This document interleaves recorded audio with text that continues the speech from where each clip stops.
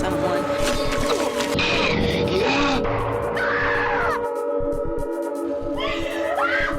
Always trust my gut. Hello and welcome to Gutted. I'm Aleece. And I'm Tony, and we're here to spill our guts about horror films. Yep. And today we have something special for you, another POSTGUT horror movie review. For those of you new to the podcast, one of our favorite things to do is to review trailers of movies, horror movies that we've never seen before, old and new. We look at these trailers without any previous research and try to predict what is going to happen in the movie. It's a fun way to both test our horror prowess and to confront our love-hate relationship with movie trailers in general. So today we will be looking back at those movies and predictions and spill our guts about the films that we have now seen. We want to see if our predictions were dead on or if we were horribly off. So for today's episode, we are going to be talking about the film Mountaintop Motel Massacre.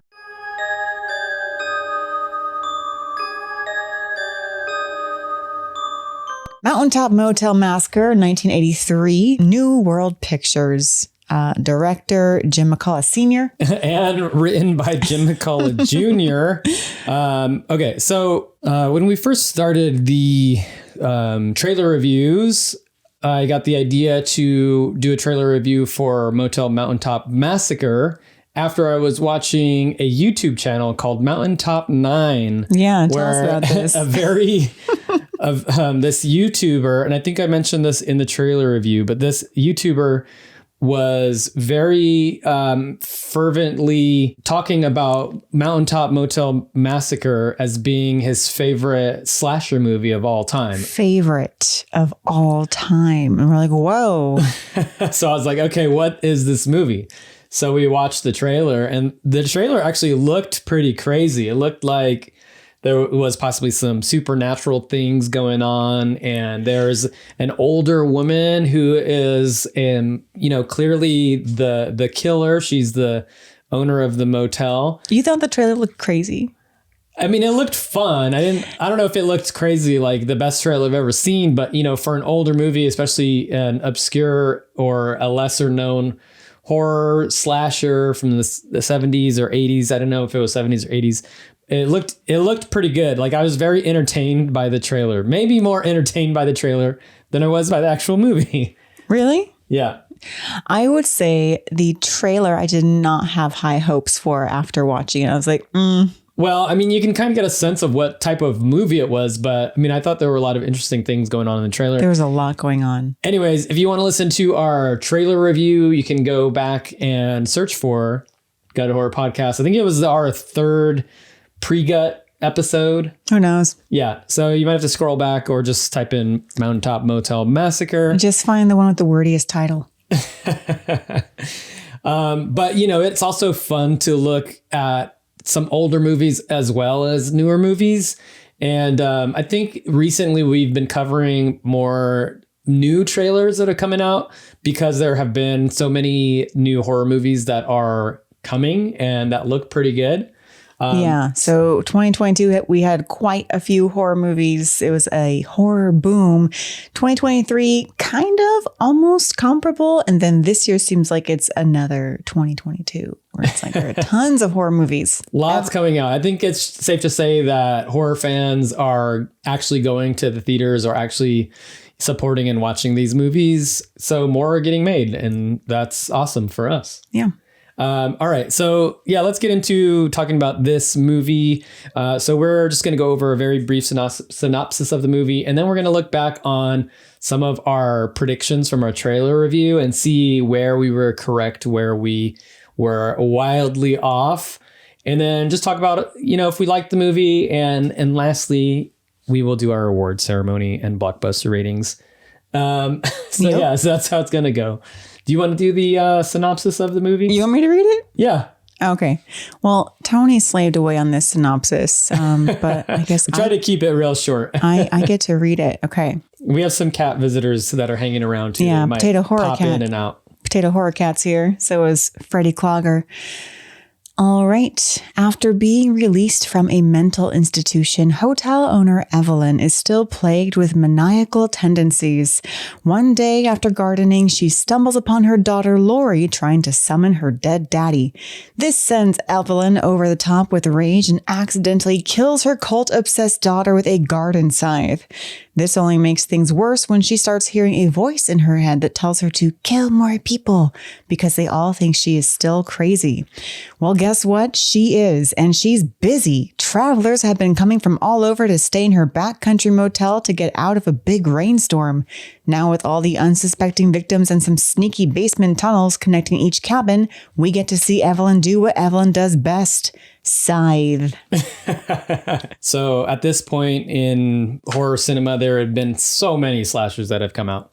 But I would say the most notable and interesting thing right off the bat for me is that the killer is an elderly woman or middle-aged elderly. I don't know. She's definitely like in her 50s at least. Yeah, she's not a spring chicken. She's an older woman. Yeah. Would you say she's about the age of Mrs. Voorhees? Because Mrs. Voorhees... Pamela Voorhees, one of our first slashers was Jason's mom. I mean, that's like... And then after that, we didn't get too many slashers who were kind of like Pamela Voorhees.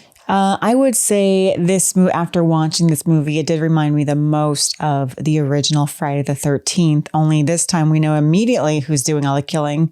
We know it's Mama. And in this instance, it was not fornicators who led to the demise of her child. It was herself. She did it. And I guess she was so plagued with guilt that she kept doing it. Right. Yeah, but she did remind me a lot of Miss Voorhees. So in this movie, they don't try to throw any twists at us. We know exactly what's going on here.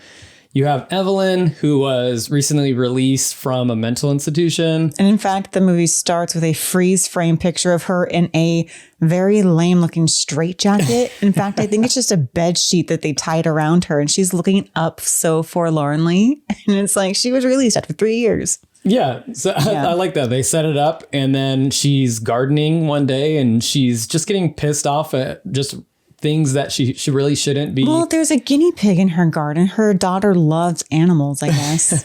And her guinea pig is in the garden chomping on the lettuce leaves, I guess. So you can tell that she's still quite unhinged or disturbed. Yeah, she chops that thing up immediately. She's like, I warned her. Chop, chop, chop. She's upset at her daughter. I'm assuming it's her daughter, Lori, and goes in to Lori's room to find Lori, or I don't know if that's Lori's room or maybe is that the basement, but Lori is summoning, she's doing some occult ritual and it appears that she's summoning her dead dad. And I think she actually does it because she's like, Daddy, Mama is sick again. She needs to go back to the mental institution. But every time I suggest it, she says she's going to get me. And so she's in her chair. She's reclined and she's like breathing in and she's like summoning her dad. And there's a picture of him. And it looks like she actually does it. She's like, ah. And then Mom comes in and goes into a fit. She spins around wildly, hacking at the room and accidentally nearly severs her daughter's head off. Right. I think this might be my favorite part of the movie. Is just wildly swinging the side. Yeah. Like, what did you think was going to happen? She hit some picture frames. I think she chopped a crow that happened to be in there. And then she got her daughter. And I feel like the head almost came off. Right. And then so they attend a funeral and then, there's a sheriff and he's, just automatically assumes it's her. He assumes correct, of course, but doesn't act on anything. And then all of a sudden, like all these guests start pouring into her motel. And her motel looks derelict. There's like wood rot, like things are sitting on cinder blocks that look like it's about to buckle and cave in, but this motel is hopping. Right. This is not a classy establishment like the Bates Motel. This is like some backcountry. The rooms cost $7 a night. And we did a inflation calculator, and that would be equivalent to a $25 a night room. What a deal. So for $25, what are you expecting? Yeah. Aside from like it to be infested with vermin and there to be wood rot and no heat. And also you might possibly die. And I will say in the trailer, we're like, man, that motel's infested. And then we realize that it's purposefully infested. that Evelyn is releasing all of these creatures into the motel rooms of her guests. So yeah, her motivations for doing things are kind of a bit odd. At first, it's just like pranks. Like she's just pranking them. Like she puts like a rat in one room. Yeah, but she's got her side, and her main motive is just to kill everybody. And there's not really a reason other than like a voice in her head. But, you know, that detail that you picked up on, that maybe the daughter actually did summon the dad. I think maybe I wasn't paying attention enough, or then was quickly distracted by the wildly flailing around with the scythe, because that's what stuck out to me in that scene. But maybe it was that the daughter kind of summoned the dead dad's spirit, and then that was passed off to Evelyn, and that's what's driving her to kill. So you think Lori was possessed by the dad, who then possessed Evelyn right after? Well, that's kind of what you were insinuating. Yeah, but then I thought she was like promptly killed, and then the spirit was like killed again too. Who knows? Anyways, maybe you could read that detail into the motivation for Evelyn to just start scything people left and right. And she's like kind of like tunneling under. She has these basement tunnels that connect from cabin to cabin. Very elaborate. With a door that is not so secretive at all. It's like, here's a poorly cut rug that is in the bathroom. I wonder what's under it. Honestly, the basements seem to be more put together than the actual rooms. Like the basement was very well lit. It seemed like she took a lot of care in this basement, and all the rooms were just full of mold and cockroaches that she released into the rooms. Yeah. I just want to get back to like the vermin. I'm like, she escalated quickly. She went from releasing rats to releasing a snake, to releasing some cockroaches. Like, what did she think was going to happen to the guy that had cockroaches in his room? Like, no one dies by cockroaches. I'm not sure. Yeah, at that point, why she did that, I don't think it makes any sense. I feel like in the movie, they wanted to gross people out, or maybe they just had an animal or insect wrangler on set that also they're like, hey, I got snakes. I also have cockroaches. You want to use those? And they were like, sure, yeah, write it in. Yeah, I'll throw them in for free. But kudos to the actor who played Melvin. What was his last name? Crenshaw. Melvin Crenshaw. He had cockroaches all over his face. He's letting the cockroaches crawl all over him. Yeah. Kind of like in Candyman with the bees, where you're just like, ooh. I mean, cockroaches are just gross. They're not like, harmful. They're just like, man, those are nasty.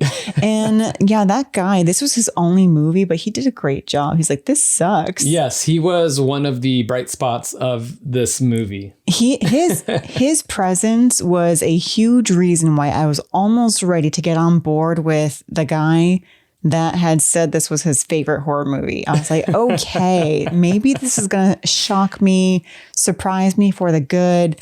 But no, it didn't. Yeah, the random YouTuber whose review I found, he had quite a following. And okay, wait, did I mention that he has... Okay, so he has since, I went looking for his review again, and he has since become a born-again Christian and has deleted all of his content. Yeah, so there's to each his own. Yeah. But after we watched the movie, Tony's like, I want to go see how that guy is doing. So he looked him up, and all his stuff's gone. I just wanted to see what he said about the film, like why this was his favorite film. Yeah, no, we'll never know. We'll never know. So the one guy that really liked this movie no longer likes this movie. Yeah.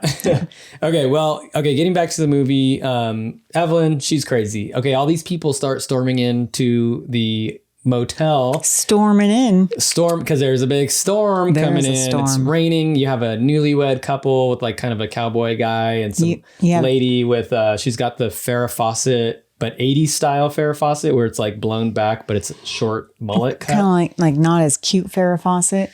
Oof. Yeah. It's like a really bad hairstyle. It's like a Farrah Fawcett mullet. Yes. Yeah.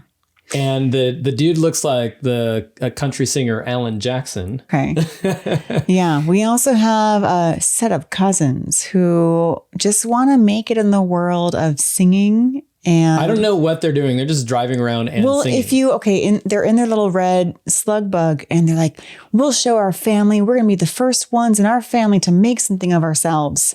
So they've obviously run away from home even though they're like 25. With nothing but their white t-shirts, no bras. No bra. They didn't have time to grab them. But they have matching see-through white shirts and jeans on, and they get caught in the storm and they spin off the road. So they are left to their own devices and they're out of their car soaking wet. I'm like, stay in your car. Why are you outside your car during this thunderstorm? Not wearing a bra. Yeah, they're panicked. They are pure panicked. Yeah. Luckily, some sleazy guy in a car drives by and picks him up. He's got a car phone, so you know this guy is like a hot shot. Yeah, he is a hot shot. And they're like, oh man, you must be someone famous or a record producer. He claims to be a record producer and he's going to make him famous too. Yeah. Ugh, sleazy. None of these characters are really that interesting. There's also a preacher who's already staying there. Yeah. I forget his name, but Preacher Bob. He's already there. He's like the first resident there. He also spoke words at the daughter's funeral. Yeah. And then we have who I think is the most interesting character is Melvin Crenshaw, who is a traveling carpenter looking for work. And he mentions that he's like so broke that his only choice is to stay at this seedy motel. Yeah. Whereas the other people, they kind of get trapped in the storm. So that's what brought them there. And there is an interesting scene between the preacher, Bill, and the carpenter, Crenshaw, when the preacher is trying to just wax philosophically about his religion. And he's kind of preaching to Melvin, and Melvin doesn't refute him, but he doesn't agree with him either. He just kind of questions him about like, well, if I have good in my heart, then where does the evil go? And he's like, well, I guess that's there too. I'm like, oh, this Crenshaw guy is interesting. And like, oh, he's also a carpenter, similar to you know who. So I thought like there are so many religious. I wasn't reading that into there. There are so many religious themes going on. I thought, oh my gosh, maybe Melvin is like Jesus. Well, I mean, I like that you read those themes. I was not. I was just like, I feel like as I say, the victim fodder. They were just trying to fill up the cabins so that Evelyn can scythe people. And that's exactly what she does. She did. But I really thought that Carpenter Melvin would would either be like final dude or die in some like heroic sacrificial way. Unfortunately, though, we went back and rewatched the trailer right before recording this just to kind of refresh our memory, because that was when we did our pre-gut. We based all of our predictions and thoughts about the movie on the trailer, and they actually show Melvin dying in the trailer. They do? They show him with his hand off and he's like on the floor screaming. So you can kind of assume that he dies. I could barely tell that though, because that was in the basement and it was dark down It's pretty there. quick. They actually show like most of the character deaths. I also love that in the trailer they name off every single character. I think we mentioned that in the pre-gut too. Yeah, that's like it's nice because you have sort of like I know who all of the characters I'm Melvin. are. I'm Tanya. I'm Bob. And his big line, "No way, Jose." No way. And there is not anyone named Jose. Misleading. Right. But, as you could guess, Evelyn kind of one by one starts picking off these visitors. And then she is, Melvin, who kind of figures it out and wants to get out of there. He does. He has some great lines. Like everybody else around him is like, who is doing this? And he's like, I think it's the old lady. Yeah. He knows it. He knows exactly what's going on. He figured everything out very quickly. And the preacher was like his best friend. They were planning on just getting out of there. But, the preacher dies before they can get out of there. Right. And he's like, I think she killed the preacher. I think we better get out of here. I'm like, dang, he's got it. He's got it. Get out of there, Melvin. The only thing that was the thing that didn't save him was that he went along with the guy Hal's, the stupid sleazy the business Hal. guy, the marketing guy. Yeah, he claims to be a music producer just to sleep with the cousins. Right. And then he's like, I'm not really a producer. So they were like, who's doing this? We have to go after them. And when they figure out that it's Evelyn, or when they have that hunch and they find the underground basement tunnels, they decide to do the stupidest thing in slasher movies, which is go try to find the killer. But Melvin fights it. Melvin fights it tooth and nail. He actually has 5 nails left in his carpenter tool bag, and he nails in like 5 of the 6 motel rooms, or nails the basement doors down. Right. And then he's like, oh, I'm out of nails. And there's one basement door left.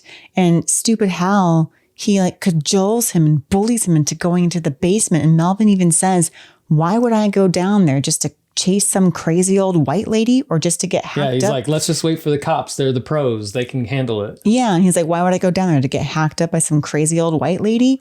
Yeah. And Hal's like, well, we got to do it. It's what we got to do because we're men. So they do. And of course, Crenshaw dies and Hal survives. Yeah, that was kind of disappointing. And after that happened, I was like, nope, I'm done with this movie. Yeah. It was gearing up to be real good. Yeah. But okay, Sheriff shows up in the end. You got the final climactic scene. There was a cool scene, which is Evelyn's death. And, spoiler if you haven't seen this movie and you want to see it. I feel like we already ruined it. Yeah, anyways. We spoiled the crap out of it just now. She goes to side the sheriff in the underground tunnels and sort of like the final battle. Who knows where Hal is? He's like off doing something else. One of the singer girls, I think her name is Tanya, like Tanya, but Tanya. It's Tanya. She's just like petrified in the room. She actually has a really good scream. Yeah, she does. Yeah. She's not that great of, a performer, but her scream was really good.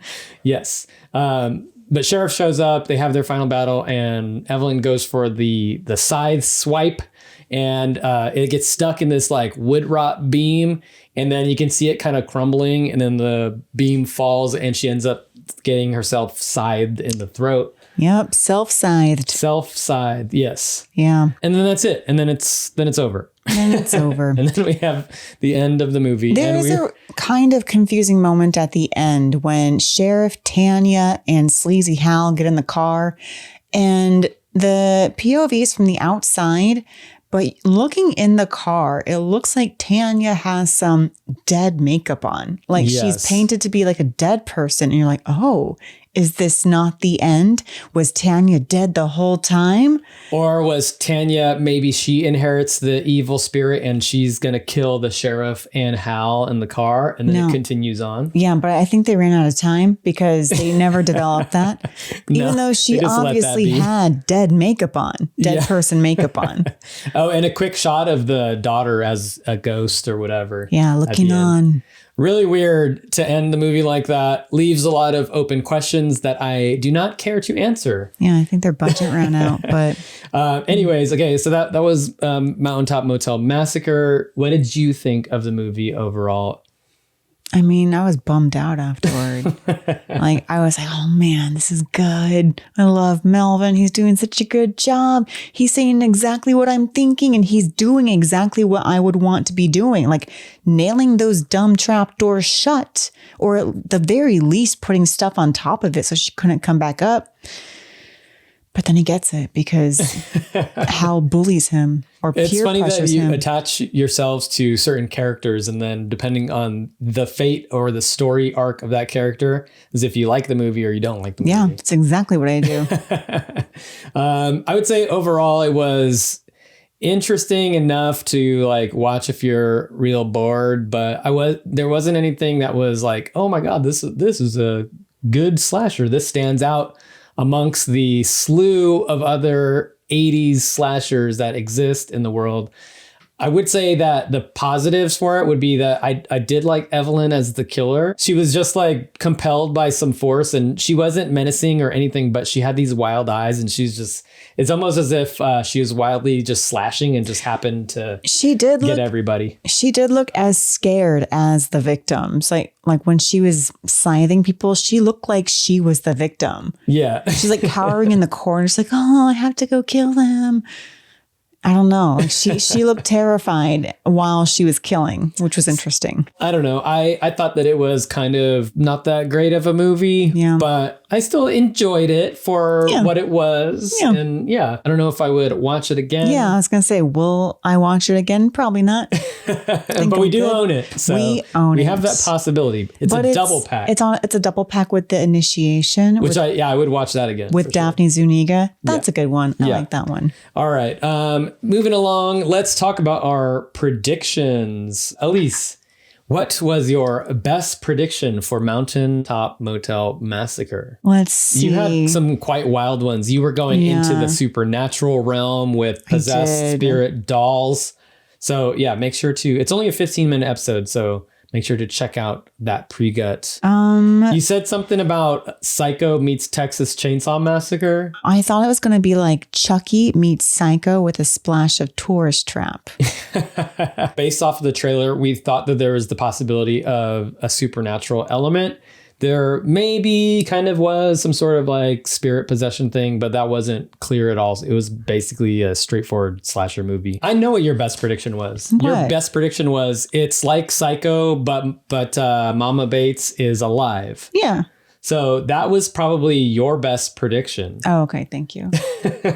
I have like a wild prediction that did not happen. Well, that would be your most creative, which we'll talk about in a second. Okay. My best prediction, I didn't make that many predictions, but my best prediction was that the main weapon was a scythe. But I think that was just an obvious statement.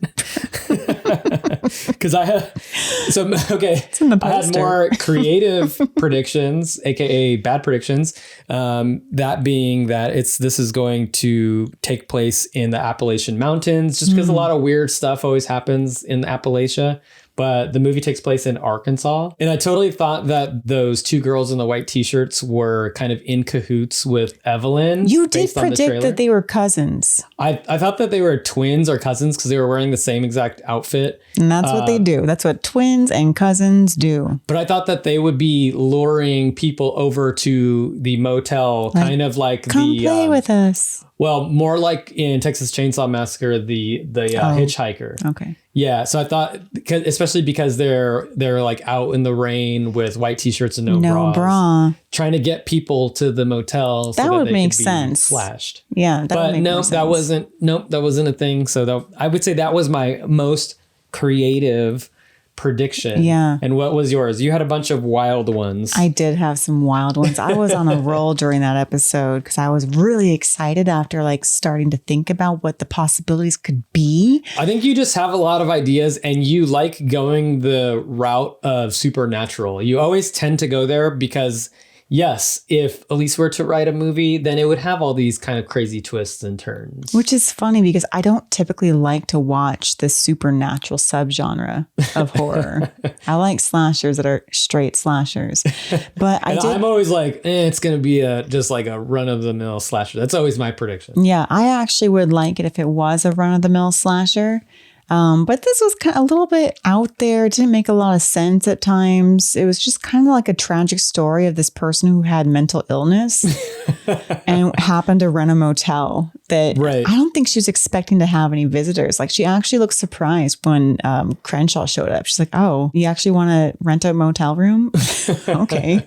She was just happy out there minding her own business. Yeah. So my most creative prediction was that nature was going to be on her side and there was going to be a lightning strike that would kind of make all of these travelers end up at her motel and she would kill them and their souls would go into this baby doll that's on the poster. Then she would have this like baby doll that used to be her daughter's. Yeah, that's where you kind of had the splash of Tourist Trap because it's like somebody who is kind of dealing with their trauma or whatever through like dolls and spirits. I don't know. Well, yeah, she had trauma. And when that happens and there's a thunderstorm, then you get to keep souls of the people that quote unquote wrong you and trap them in a doll. Yeah. And have a bunch of little Chucky friends running around. Yeah.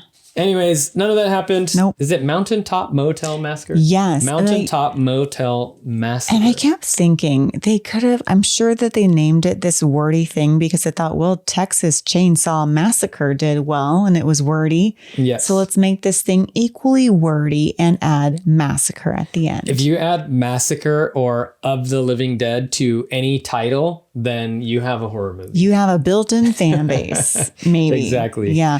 But I kept thinking like they could have renamed it just like Mountain Motel or like Mountaintop Motel. Even that would have been better. Just get rid of massacre. So there is a little IMDb tidbit that says the production company added the massacre after the movie was originally supposed to just be called Mountaintop Motel. Really? Yeah. So it's just a marketing thing, you know, to sell tickets, because Mountaintop Motel doesn't really sound scary. But if you add massacre, like you were saying, then it sounds a little scarier. So this is really just capitalizing off of the slew of slashers that were coming out in the early 80s. So yeah, Friday the 13th and Psycho, kind of like what we predicted, but in a very watered down bog kind of a way. Different setting, different slasher, different weapon. And this is why people get slasher fatigue. Any last things you want to say about Mountaintop Motel Massacre before we get to our award session? You know, I do feel bad that I was kind of just like shitting on this movie the whole time. So it's not terrible. And if you watch like 2/3 of it and then just stop, then it's probably really good.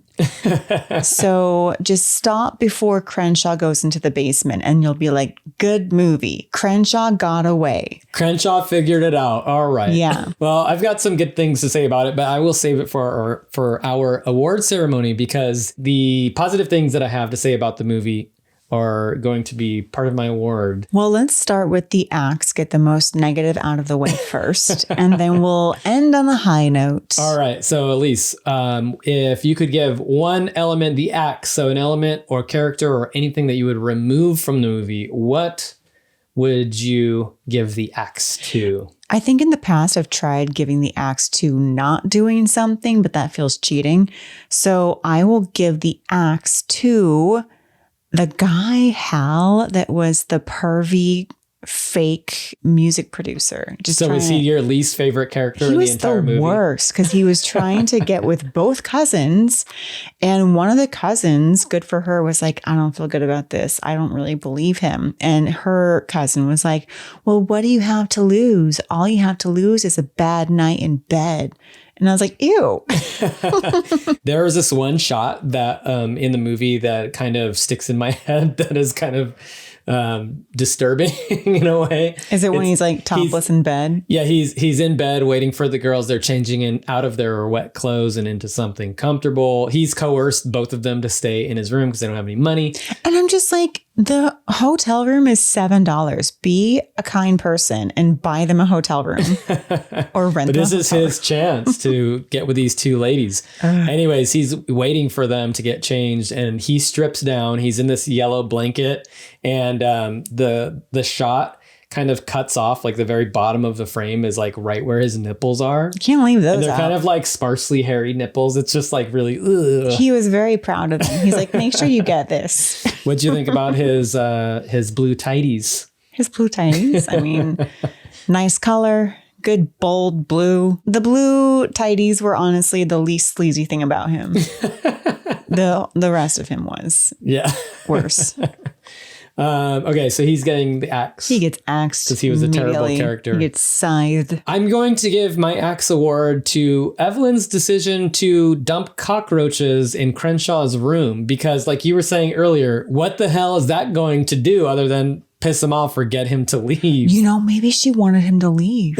Maybe she's like, I like you, Crenshaw. You don't deserve to be here. Get out. That was her warning to him. Okay. Then maybe there was more to it. Yeah. She put the snake in the honeymooners room. That makes sense. Put a poisonous snake in someone's room. That way they can be killed and you can't get pinned for the murder. Yeah. And the honeymooners were kind of obnoxious, especially the husband, because he was like, don't you complain now. If you don't have something nice to say, don't say anything at all. I'm a cheap new husband and I'm only going to let you stay at this motel that has wood rot.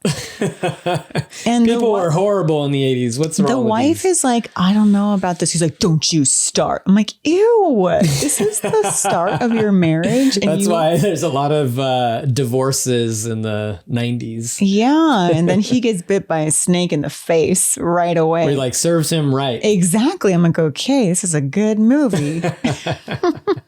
And Crenshaw just gets cockroaches. That's why I kind of think maybe Evelyn was like, Crenshaw, you seem okay. Get on out of here. Yeah, get out of here. Yeah, but he didn't. Yeah. Yeah.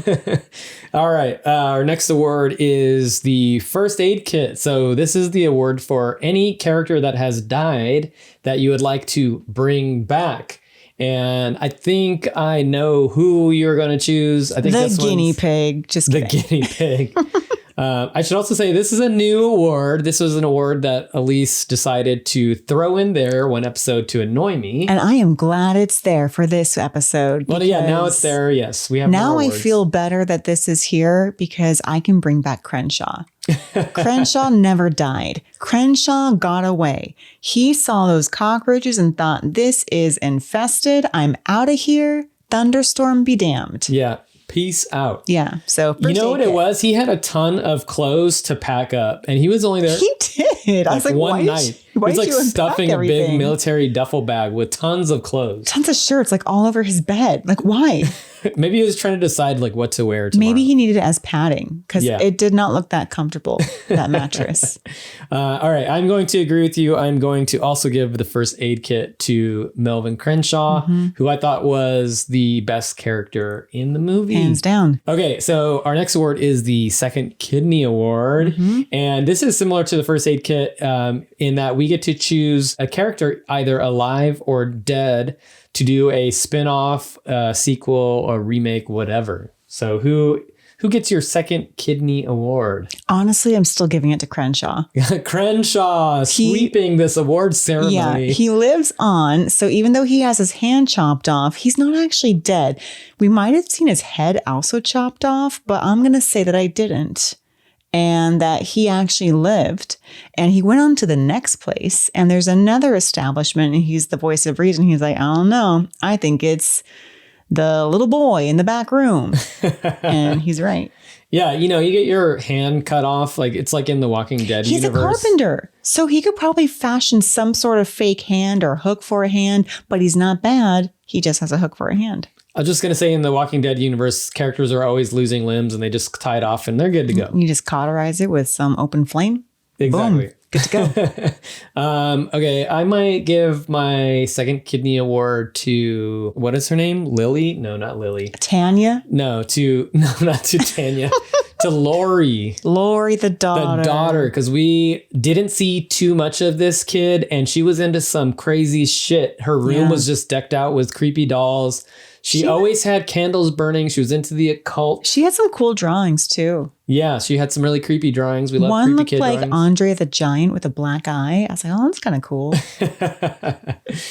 So yeah, I want to know more of her backstory. Maybe she developed an interest in the occult after her mom was taken away to the mental institution. And she's in the middle of nowhere, doesn't have any friends to play with. So she has a lot of time on her hands to develop this skill. Exactly. So I want a prequel, a Mountaintop Motel Massacre prequel starring Lori, the daughter. It can be called The First Mountaintop Motel Massacre. She's kind of like a twisted version of Snow White. She's friends with all these animals and creatures. Oh, that's true. Yeah. She's got the snake and the gerbil. Yeah. So how does she get all these creatures? Huh. All right. A lot of interesting things going on there that I think could be explored.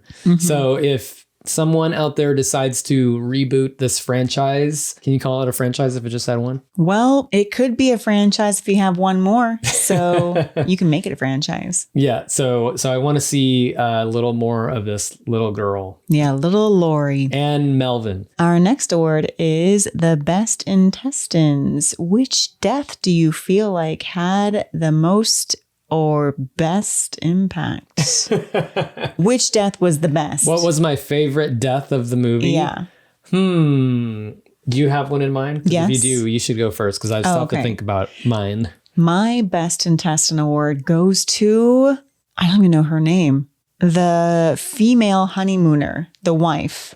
Oh, yeah. I don't know if she had a name. They never called her anything. They're like, honey, you shut up now. Right. You be quiet. Yeah. So one of the newlyweds, the lady. Yeah, the lady newlywed. Yeah. So when she dies, Evelyn scythes her in the face, and you actually see the scythe coming out the other end of her cheek. And she's like, ah. I'm like, oh, that was actually more brutal than I thought it was going to be. Definitely more brutal. The effect looked a little bit like they smushed some Play-Doh putty and some chunky ketchup on her face. Yeah, it was pretty a little chunky. But still, I was surprised. I was like, oh, they actually got her. Dang. So female honeymooner. All right. Best That's a good one. intestines. Yeah, I like she got that. the worst husband, best intestines. Yeah, we got to see some good side action. So mine is also a little side action. So now that I'm thinking about it, I had time to think about it while you're doing yours. My best intestine award is going to go to Evelyn. Oh. Because she gets self-scythed. Yeah. After taking a swipe to the sheriff, and basically that little bit of pressure, that little nudge she gave the wood rot beam in her basement corridor was enough to send the beam crumbling, tumbling down, and it just like chopped her right in the neck. And that's she what gets a taste of her own medicine. That's what she gets for killing the carpenter. Because I feel like she needed to hire him to fix up her basement so that she wouldn't have died. I mean, I definitely was thinking that the whole time. It's like, why is she killing off her clientele? That motel's not going to make it. Maybe it was like a money laundering scheme the whole time. I don't think she had any payments or any outstanding. She had no intention of actually renting these motels out. No, I don't think so. Yeah, back in the day when the cost of living was low enough to where you didn't actually have to have any tenants, even at $7 a night, you could afford to run your whole business and life. She was off the beaten path. She did not need to be in society ever. And it was only because of the thunderstorm it knocked a tree down that funneled all these tourists in. It's like, damn it. All right. Yeah, those were fun. Two fun deaths. So yeah, there were some good deaths in the movie. So that's, another positive. Okay. Our next award is the Silver Spleen Award. So what element, character, or, anything about the movie that got your second place? It was your second most favoritist, bestest thing about Mountaintop Motel Massacre. Was it when the credits rolled? I won't be that cynical. I actually did like the score. When we were in the basement, the score had some very eerie natural sounds. Like there was like a water dropping sound layered on top of a weird bucket with water in it sound like bong. And then there was another like eerie sound that was like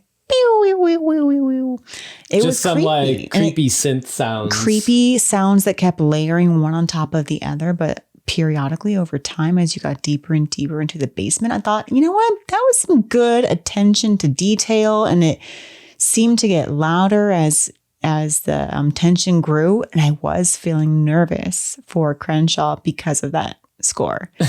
So I will give it to the score in the final showdown.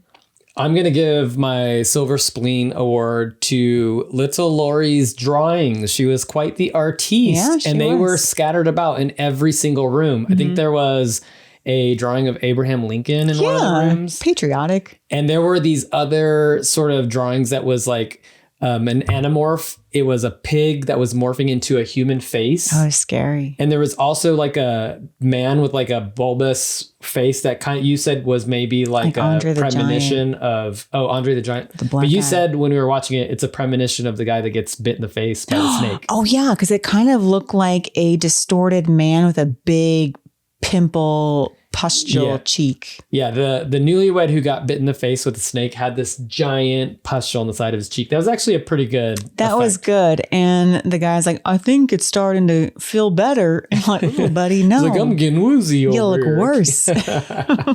So Little Laurie, the artiste, the occultist, and the, the little girl who died too soon. The little girl who could, she had a lot of potential. Very talented. Oh, well. So yeah, that gets my silver spleen. All right. And our final award, the Golden Gut. Which element, character, or thing would you give the Golden Gut to? The coveted Golden Gut Award. The renowned Golden Gut Award. All right. So for me, the Golden Gut Award goes to a scene. It kind of entails our main character, Evelyn, and it is the scene where she is just over the top with anger and rage. She starts wildly slashing her scythe around the room because little Laurie is summoning without permission. She's literally spinning out. She's slashing things. She's knocking down candles and jars and chopping off heads of dolls and oops, accidentally chops the head off of her daughter. Almost. Well, kills her. Yeah, she definitely kills her, but not enough to cover it up. She actually does call for the paramedics. She's like, no, she's not quite dead. But that scene reminds me of, do you remember the movie Don't Be a Menace to South Central While Drinking Your Juice in the Hood? Another wordy titled movie. That is very wordy. There's a scene that they're parodying from Boys in the Hood where Shawn Wayans is just wildly punching the air and crying because he's distraught and frustrated.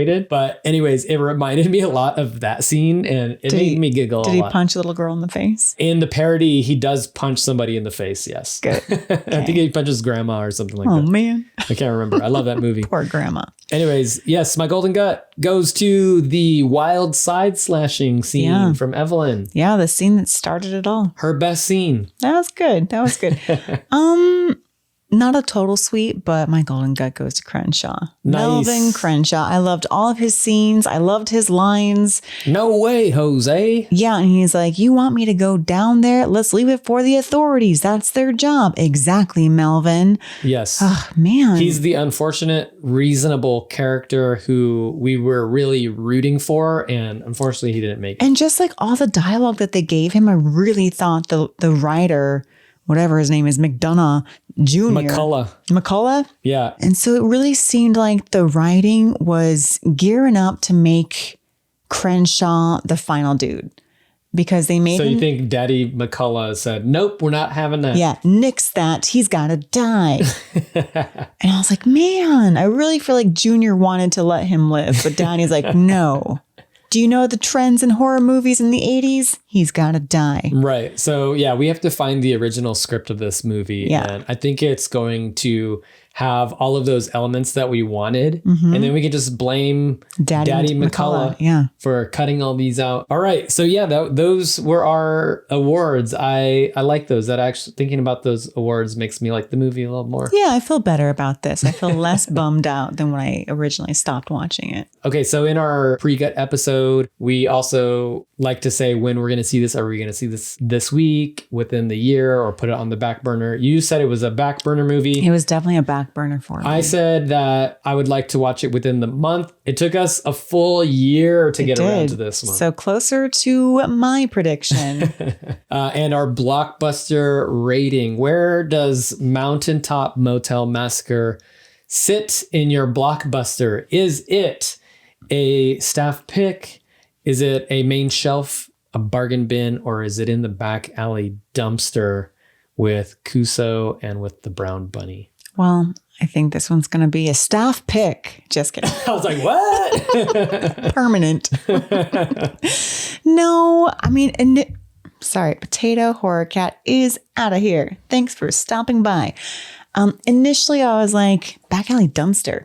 But no, now that we've discussed it, I will say bargain bin. If somebody happens to pick this up for $1, they can keep it, give it a whirl, I guess, if you have a lot of time on your hands. I think I was saying something after we watched this movie, like this would be a great movie if you were afraid of your grandmother, afraid of creepy little girls, and afraid of dolls, and maybe afraid of cockroaches. Yeah. Then you would love this movie. Oh, and afraid of thunderstorms. Yeah. So for me, you said it was a bargain bin. I'd have to agree. This is definitely bargain bin. Although sometimes bargain bin movies can be fun under the right circumstances. Maybe you're watching it with a group of people and you're having some drinks, or you're just flat out belligerently drunk and you're laughing your ass off. Yeah, this is in my 25-cent bin. You cannot return it. You have to keep it. Bargain bin.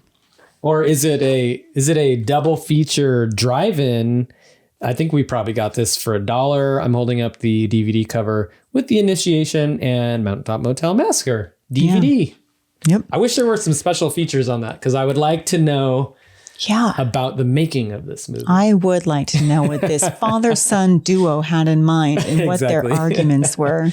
And our Letterbox. So if you don't follow us on Letterbox, we do rate and try to give short reviews for every single movie that we watch. And that is both horror movies and non-horror movies. So on Letterbox, I think we are at gutted horror. Yeah. So what would you give Mountaintop? Did you already rate it? Yes. Okay. What did you give Mountaintop Motel Massacre for your letterbox rating? I gave this 1.5. 1.5 out of 5. Yeah. This means that I liked exactly 1, maybe 2 elements. I think I was just disappointed. So I think I was going to give it a 2, but then I demoted it after Crenshaw was killed.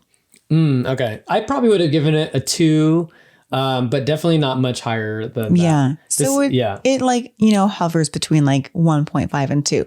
So maybe like a 1.75. 1.75. Yeah.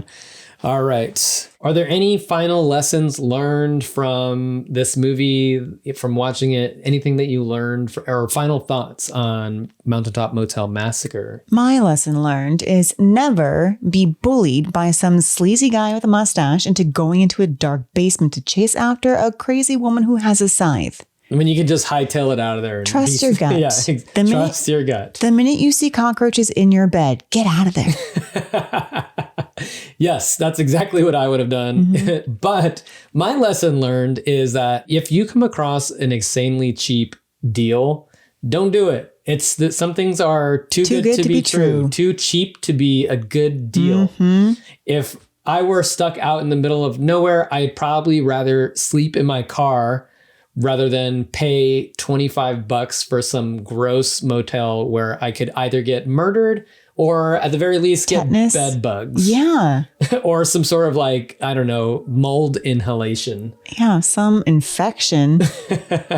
You're going to have that ceiling crashing down on you the minute there's a thunderstorm. So yeah, definitely don't go in a thunderstorm. We learn this in horror movies all the time. If it's too good to be true, it is. Probably and is. You might die. Well, yeah, that was Mountaintop Motel Massacre. Glad we finally saw it. Glad we did. Now you never have to watch it again. Yeah, that back burner is done. Turned off. Yeah, that's right. Thank you for watching and or listening. Please leave us a comment, like, subscribe, or give us a rating. This has been another episode of Got it.